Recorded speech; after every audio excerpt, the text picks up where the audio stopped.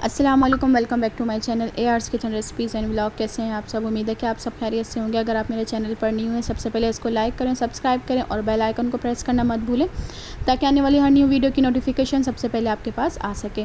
मैं यहाँ पर बना रही हूँ बिरयानी की बहुत सारी रेसिपीज़ मैं आपके साथ शेयर कर चुकी हूँ। सबसे पहले यहाँ पर मैंने प्याज को ब्राउन कर लिया था और सारे मसाले मैंने इसके अंदर डाल दिए थे। अदरक लहसुन मैंने इसलिए नहीं डाला क्योंकि मैंने पहले से ही बकरे का गोश्त जो है वो गला कर रखा हुआ है अदरक लहसुन के पेस्ट के अंदर ही, तो मैं वही डालूँगी लास्ट में इसके अंदर, क्योंकि वो बिल्कुल गला हुआ है। पहले मैं टमाटर और इसका मसाला बना लूँगी। और एक साइड पे मैंने यहाँ पर रख दिया है चावल का पानी बॉयल होने के लिए, इसको हम कवर कर देंगे। और आप ये देख सकते हैं कि मैंने यहाँ पर छोटे शॉपर्स जो हैं, मेरे बच्चे छोटे हैं तो मैं इसलिए क्या करती हूँ, गोश्त गलाकर छोटे शॉपर्स बनाकर रख देती हूँ। और साथ में मैंने इसके रख दिया है पानी में भिगोकर रख दिए हैं चावल जितने मुझे चाहिए।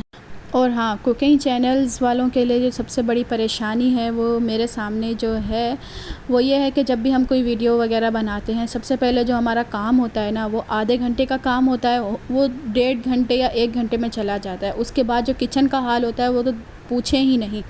हर चीज़ साफ़ कर के और इतने बर्तन जमा हो जाते हैं, ज़ाहिर सी बात है डिस्प्ले करना होता है, शो करना होता है, तो इसी में ही हमारा बहुत सारा टाइम वेस्ट हो जाता है। बस यही मसला था और कोई इशू नहीं है।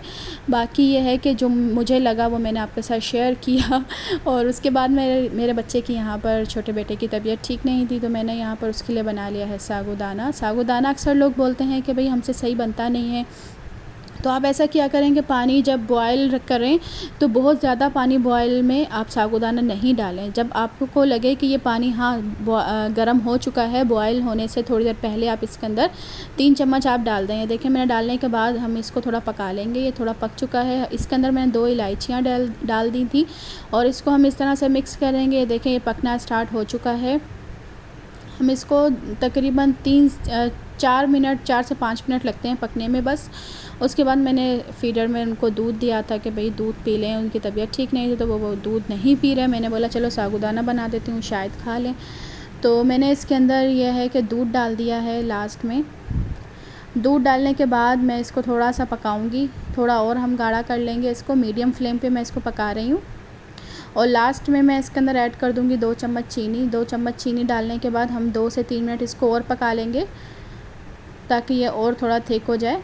ये देखें अभी चीनी डालने के बाद थोड़ा पतला हो गया। यहाँ पर आप देखें कि अच्छे से पक चुका है और गाढ़ापन भी इसके अंदर आ चुका है। तो हमारा बिरयानी का मसाला यहाँ पर तकरीबन रेडी हो चुका था। आलू गल चुके थे। उसके बाद मैं यहाँ पर डाल रही हूँ गोश्त। बहुत ही आसान तरीके से मैंने आपको बहुत सारी रेसिपीज़ वगैरह शेयर की हैं अपने चैनल पे। आप वहाँ पे विज़िट कर सकते हैं डिटेल्स के साथ अगर आपको रेसिपी चाहिए बिरयानी की। मैंने यहाँ पर चावल को बॉयल कर लिया था और अब हम सबसे पहले हम सिंपल ये है कि बिरयानी का मसाला डाल देंगे, उसके बाद चावल डाल देंगे। कोई मैं तय वगैरह नहीं लगाती हूँ चावल की।